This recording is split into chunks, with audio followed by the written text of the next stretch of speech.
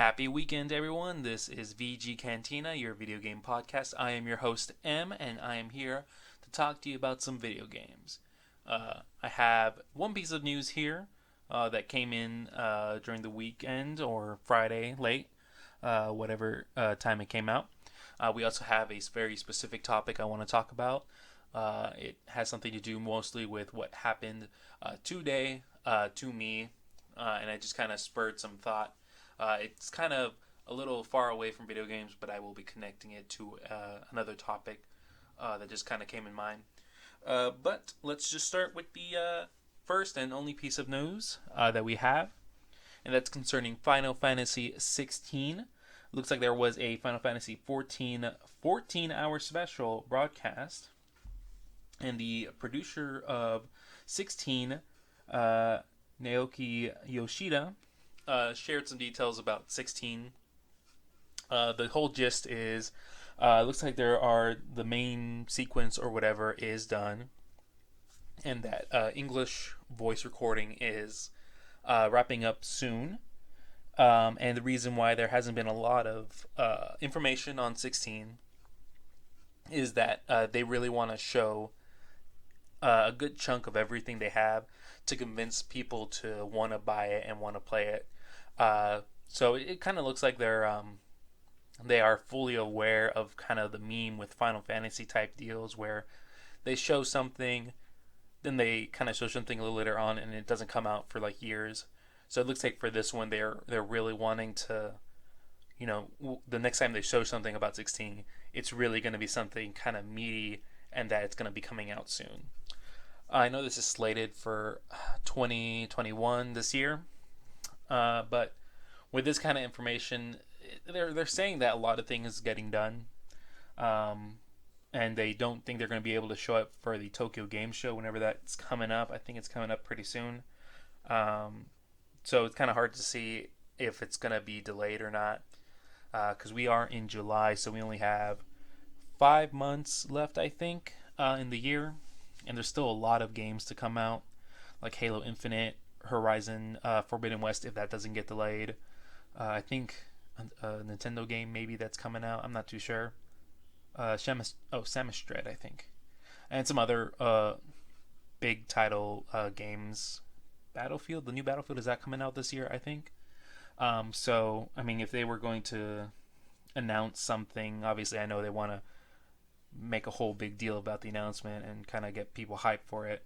But it just seems like, to me at least, that it's probably going to get delayed into 2022, which is fine. I mean, with the years that we've been having, it's kind of, a foregone conclusion. A lot of these games are probably going to get delayed. And that's okay, because, things happen, and they're still going to come out, and hopefully for the better with more polish and, not completely just bunk. But yeah, that was the main news that kind of came out, kind of the biggest news. There might have been some miscellaneous stuff, but let's just leave them miscellaneous. And now on to the main topic of today's podcast, and that is frustration. It's a big word. Don't have a proper definition for it, but I can tell you I'm feeling it today. So I obviously, this is very obviously not the only thing that I do throughout the day. It's just kind of like a hobby type thing. And I work a kind of like part-time, full-time job to help put myself through school. And just today was one of those days where it just felt really bad. We have this guy filling in, helping us out, because one of our main people is out on vacation, and this guy ain't great. He's not like terrible in the sense of like he's bad at his job. It's just he is not helpful, I guess maybe is the word. Maybe not. It's just, it feels like a lot of work is now being just dropped on me. And also, I've heard before with some of my coworkers that it might have fallen on them as well when they were working solo with him. And it just kind of sucks because, primarily working in the weekend, it can get busy sometimes, but overall it's pretty manageable. It really shouldn't be a day like today. And as I recall back into what I did today and how the work was, it really shouldn't have been like that today.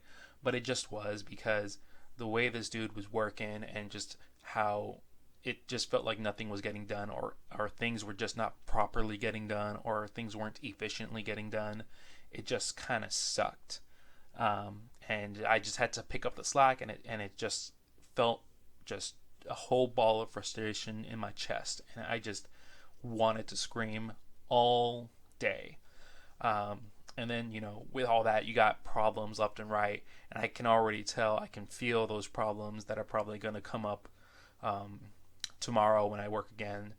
And obviously I can always just pass that off to others, but that makes me feel really bad, because I just don't want just to push off troubles, because those troubles will become bigger, and then people will have to deal with them, and just because that just kind of feels kind of bad with me.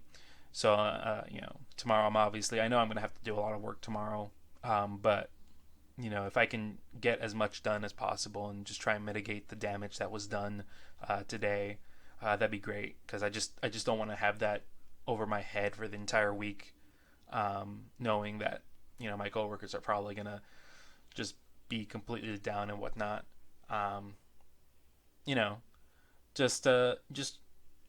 Just frustration today, just horrible frustration. And I'm mentioning this mostly because just to vent, because I feel like this is a healthy way to kind of get out all this anger and frustration in a healthy way, just to talk. But also, as I was in this ball of frustration, in this work environment type of thing, I couldn't help but think of, or my mind going back into other forms of frustration. And it just kind of combined with, and just to add some more information, one of the main things of why this guy was kind of bad is because he was really, really slow and really, really not methodical is sometimes used as a good word. I would say he had that kind of methodical process, except it's in the terrible sense in which it was slow.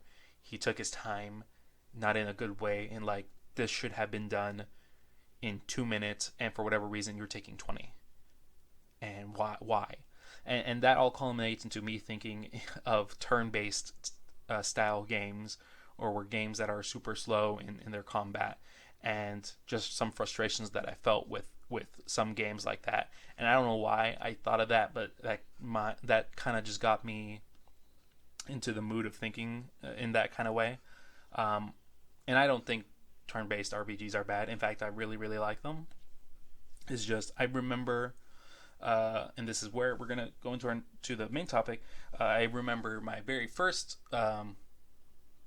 proper turn-based RPG, not really counting Pokemon, because while that is considered that is a turn-based RPG type game, I don't really consider it like that for whatever reason. I don't know. I just really don't. But my first real proper one was when I forgot how old I was, but it was during Christmas, and my sister gave me a gift from a game for my PlayStation 2, and it was Final Fantasy X. And I was blown away. It made me fall in love with, this style of game, with Square Enix producing these style of games. When I popped it into the PS2 and I saw the opening movie, and I was just floored with how it looked, and just absolutely just mesmerized by all that kind of stuff. And I just remember all that kind of things. And that has, obviously reminiscing about the past and all that kind of stuff helped alleviate a lot of my frustration today, just thinking about that kind of stuff. And this was my first game that, it was my first game, period, or not period. It was my first game where a memory card really mattered, because I had other games for the PS2. I don't really remember exactly which ones I had. The only one that I really remembered, and that's because the track is so ingrained in my mind. It was this ATV Off-Road Fury 2, I think, which was obviously an ATV driving game. And I just remember playing that over and over and not really needing a memory card for it, because, all you do is just drive ATVs and play the little mini games that are on there, and it was super fun. But I remember this game, obviously it's a very, very lengthy JRPG, So being able to save and continue on a different day is kind of important. And I remember I played the opening sequence up until you meet Waka and get the Brotherhood sword or whatnot.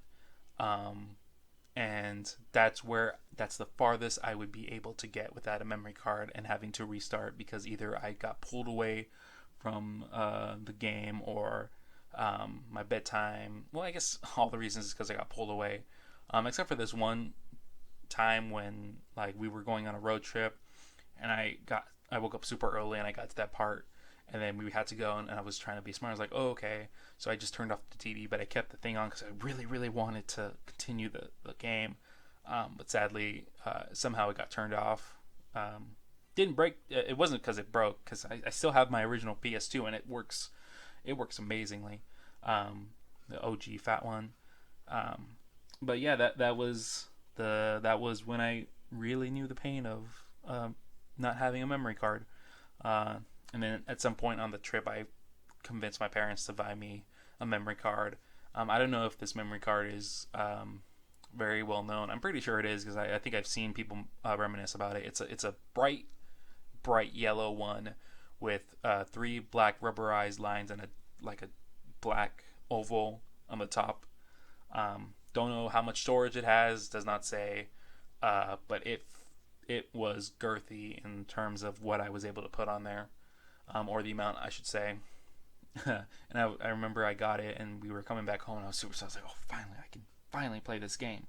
And I got to the part with getting the sword, the Brotherhood sword, the cool dragon blue sword that really wasn't anything special other than its looks. And then moving past that, and then finally feeling a sense of relief, immediately followed by feeling a crap ton of frustration, because like I said before in my previous podcast, and maybe other previous ones as well, I was not super bright kid.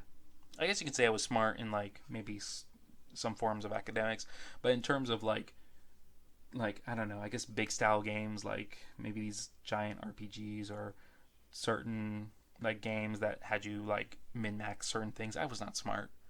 I could never finish those games, but this was a game I really, really wanted to play and really, really wanted to beat, because I was so enthralled by almost every aspect of it, but I was so frustrated by everything.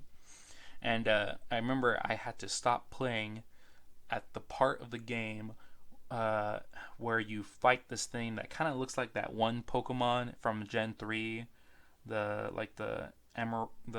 not Amaranth,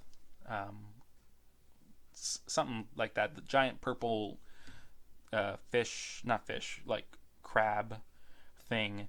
If you know, you know.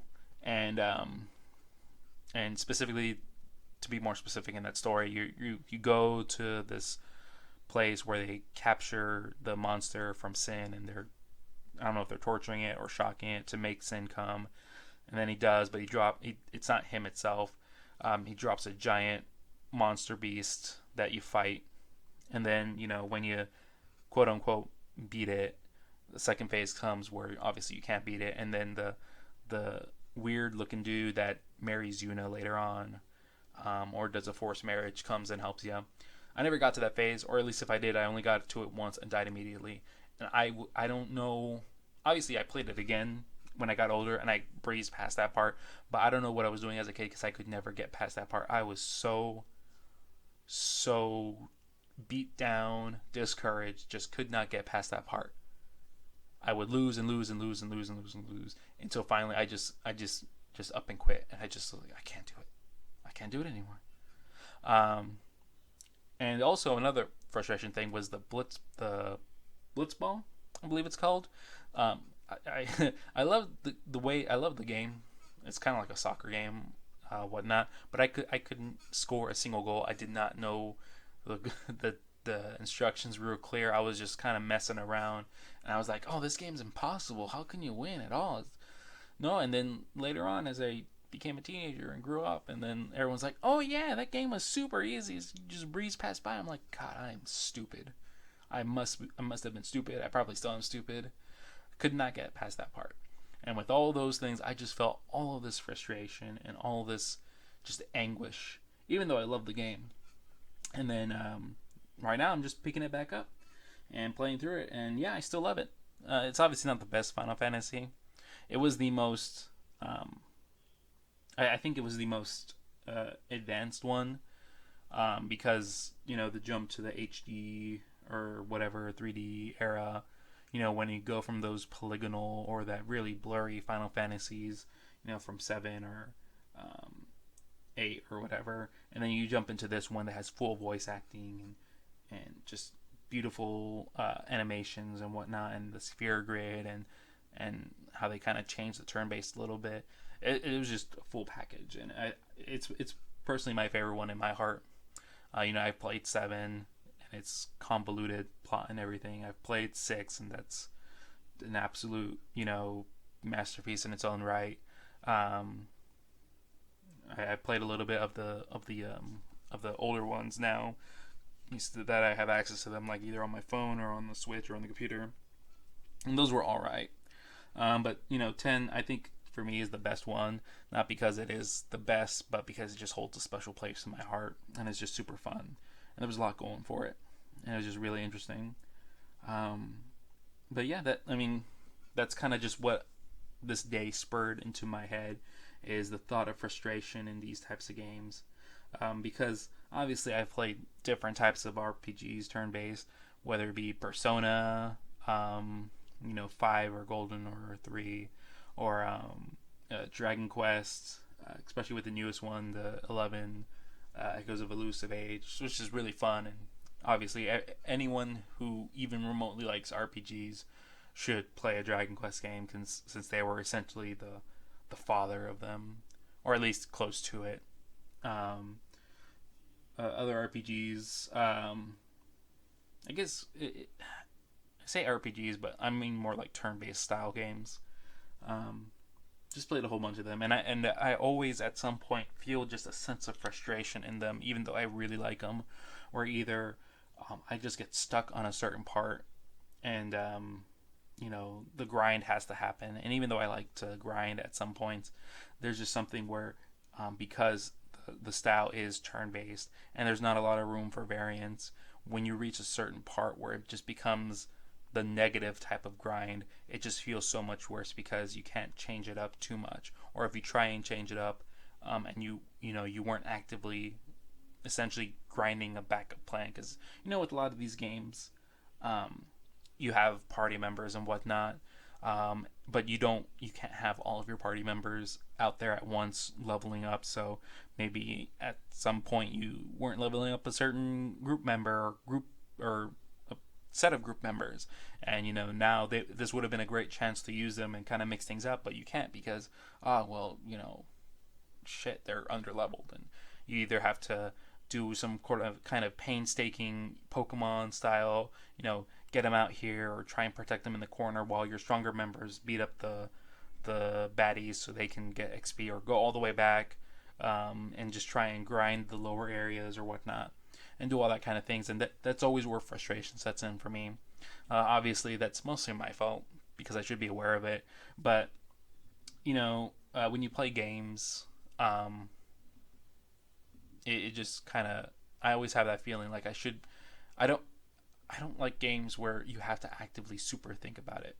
Obviously, I think they have their place in gaming because it's not like I haven't played those types of games, and they can be super fun.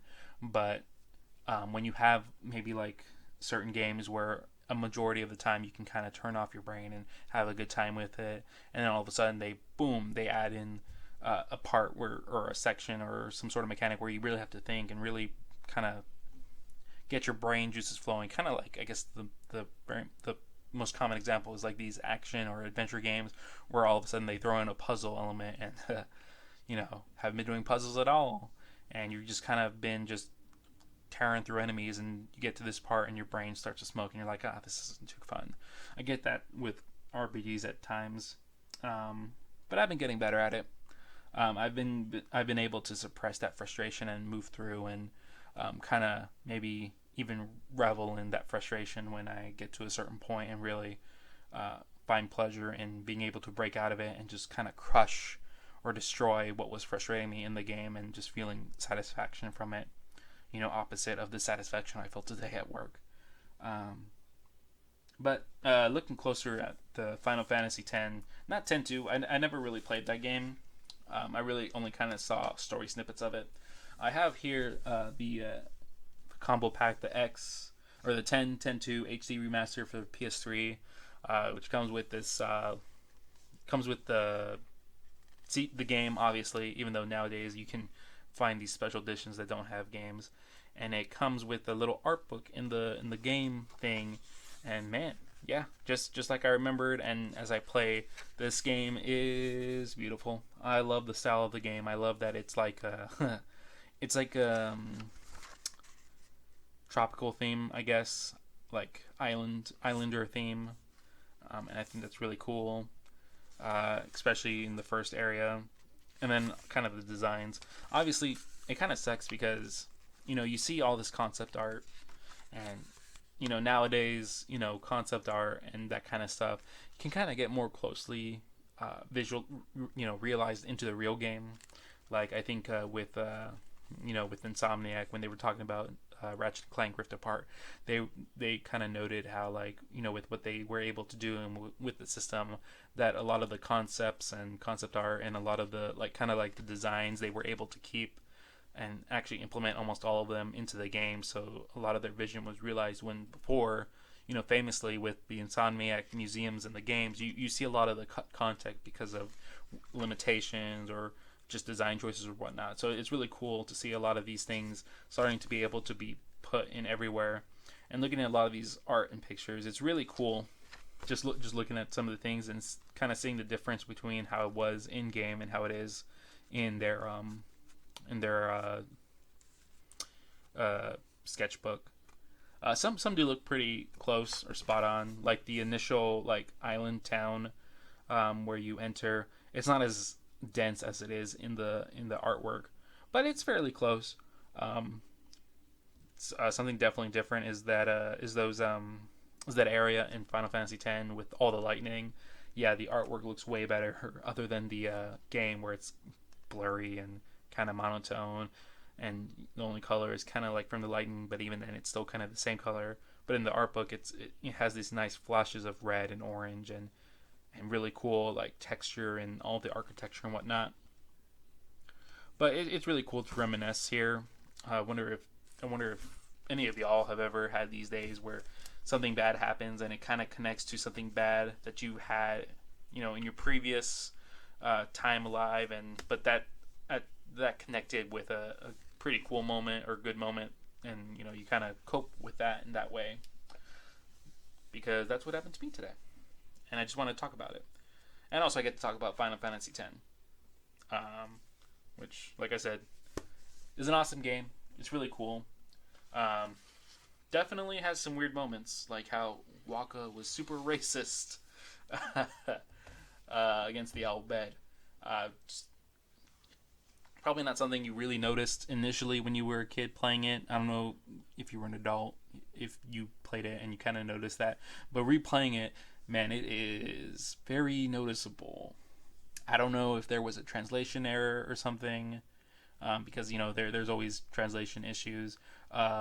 Maybe because obviously they probably did meant for him to have a distaste for the Al Bhed, but I wonder if the translation kind of came off a little bit too strong, because it just looks like he's looking for some ethnic cleansing of the group of people. Maybe that's hyperbole, but it is definitely noticeable. Also, it's really weird that the final boss, not the secret final boss, but the final boss being just kind of like an evil tick or whatever. It's kind of deflating of the whole end of the game, because the end of the game's pretty awesome. I mean, you fight Sin, you beat Sin, and then I think you fight a version of Sin that's a really messed up version, or mutated version of your dad, and that's cool. And then you fight this tick thing, and it's that kind of blows. But then you have that ending movie, which is super emotional and makes you cry. But if you think about it a little bit, it kind of is weird, because Titus is fading and turning into a ghost, and they have that emotional moment where fuck, what was her name again? What is her name? I have that art book here. I know Titus's name. I was talking about Ratchet and Clank, and he voices Ratchet. The dude. What was? I want to say. I keep thinking Tifa and Yuffie, but that's from Final Fantasy VII. What is her name? Yuna. There you go. Yuna. Yuna runs and tries to hold him out, and she phases through him, and you have that really iconic moment of her just on the ground with the spirits floating out, crying, and then she gets up, says "I love you." Which also, there was also another translation error at some point in the game. Also an iconic part when they're in the pool or whatever, swimming, I think, and he or she says "I love you," but in the English version, it kind of sounds more like love, as in love, but in the Japanese version, the original version, it's more like a type of friendship type of love, which obviously then grows into love at the end. But yeah, she's crying on the ground, gets up, says "I love you," and Titus walks up and hugs her, but he's a ghost, so he has to actively not phase into her. So the scene of that looks like he's hugging her is just kind of weird, because he has to think of not to phase into her. And to their credit, it seems like they were aware of it, because in those games there's a lot of clipping, obviously. Even today there's clipping certain parts. Usually that's mostly in accessories or whatnot. There's not a lot of people clipping, but back in those days there was a lot of people clipping. And in the movie scene, when he's hugging her and trying not to, and actively focusing on making it look like it's a normal hug, you see his arms clip, and it's during a movie section, so I don't think it would have been accidental that they were clipping. I think that was kind of intentional in the way it looks.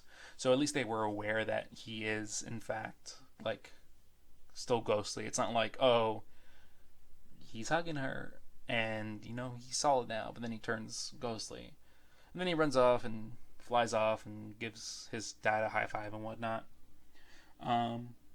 Yeah, I mean, a lot of the moments in this game were great. They're awesome. I think wasn't there a Pokemon style moment where you capture monsters, and if you get a certain high score, you get the summon for the ladybug fairy girls or whatever. I don't know. A lot of memories in my head.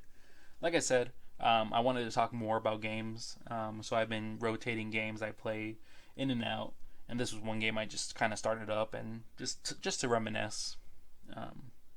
If you're listening and you wonder what you want to play, and you have trouble finishing a backlog or anything, I think it's a good idea. If you have this giant backlog or whatever, and you're not finishing games, I'm trying something out. And if you want to try it out too, I think it's a good idea just to rotate games. So let's say you have 3 games, instead of playing them all through one at a time. Game 1 you finish, game 2 you start up and then finish, game 3 you start up and finish. Just rotate them out. Why not? Just play it through. If you get tired of it, stop, go to the next one. Play it, tired of it, stop, go to the next one, and then rotate.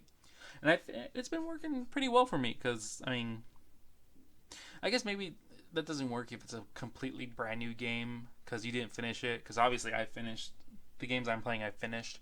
So now I'm just going back to them and kind of replaying sections and small parts just to get a taste and remember whatnot. So maybe that doesn't work with new games, but I think if you have a set of old games or whatnot, or instead of, because I know there's people that have these games of backlog of games, and instead of playing those new games, they just replay the old games over and over. So you have people that say play Doom and they've beaten Doom 10 times, but they have a backlog of these new games they haven't played. Maybe that can help for your backlog. Instead of playing through the old game over and over again, you just play a part of it and then go to a next old game, play a part of it, and then go and start playing the new game. So you can kind of get that taste of the game that you really like to play over and over, but you don't have to fully commit, and you can start chipping away at your backlog. This somehow went from venting to recounting of Final Fantasy X into advice that probably isn't great. And you know what? I feel good. This was healthy. This was a healthy way to vent. I like that. I got to talk. I didn't get to talk super in depth about it, like I did yesterday with the Pokemon Gen 2. Maybe that's just because I'm not that great at you know, putting out my thoughts and properly talking about them, or maybe that just shows I really really like Pokemon Gen 2. Could be both. I think it's both. But yeah, that's just kind of my thought with frustration and games, and having to wait and just time-based type things and whatnot. Also, I guess just another funny point. I mentioned yesterday how I have 3 Pokemon Golds for some reason. I have like 3 or 4 versions of Final Fantasy X. Like I have the original, I have the HD collection for the PS3. I have the collection again for the PS4. I have the Vita version as well. I don't know why I have these things. Maybe it's just because I'm collecting, and at some point you're gonna have to collect them. But it's not like I was actively seeking them out. I just kind of saw them. I was like, I'll get them. And now I have a small collection, but just these 4 duplicates. I mean, 3 of them could have been different games and have a bigger or more varied collection. But nope, I have 4 of the same game. Because why not? I wonder which one is which one is the definitive way to play it. I'd imagine it'd be the PS4 version. At least concerning, the PlayStation ecosystem. Maybe the Switch version is best. Granted, it could also just be like the Vita version. I don't know how they're played or whatnot. But yeah, that just shows you how popular it is. I mean, obviously, I think Final Fantasy VII was the most popular Final Fantasy since it's been ported, reported, redone, remastered, and having a remake of itself being made. But Final Fantasy X is probably up there since it's been ported, everywhere and back. And for for good reasons. It's a great game. Also, Final Fantasy X. That's a cool title. Love the intro to that game. Very solemn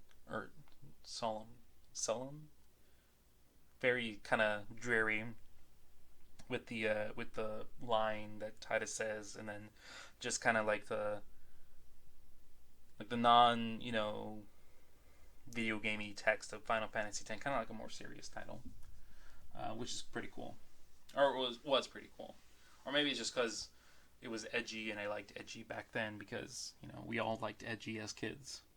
We want to be cool, we want to be adults, get that tribal tattoo like Final Fantasy, or not Final Fantasy, like Kingdom Hearts. God, that's so stupid. The Kingdom Hearts Game Boy Advance with the tribal, quote unquote tat on it. It's like, this is Kingdom Hearts. We have a tribal fire chain thing tattooed on the Game Boy. Why? Don't know, but why not? It's edgy. It's the 2000s. And with that, I think we're done with the podcast. I'm feeling pretty good. I'm kind of liking these no news or light news podcasts. Granted, I've only done like 2. But I like them because I can kind of talk and practice on a lot of this type of stuff. I'm pretty sure I've talked about this on the previous podcast. I'll probably continue talking about it. And it's probably really annoying, and I'm really sorry. But who knows if anybody's even hearing this. But yeah, I like it. It helps me kind of center my thoughts. I don't have to read from a screen and just kind of feel weird that I'm just kind of parroting things and not really adding much. But tomorrow, obviously, we'll be here. I will be uploading tomorrow as well. You will most likely hear more ramblings of a random game. I'll probably, hopefully tomorrow isn't too bad at work, so I don't just kind of blank out and focus on, negativity, and have a game that I want to talk about, and that I've played as well. Also, another thing, didn't play League today, so keep that counter up. Hopefully I can get to 7 days sober with that. Probably not, but crossing my fingers. But like I said, hope y'all enjoy your weekend. Don't party too hard. Stay safe. Enjoy your nights. See you tomorrow.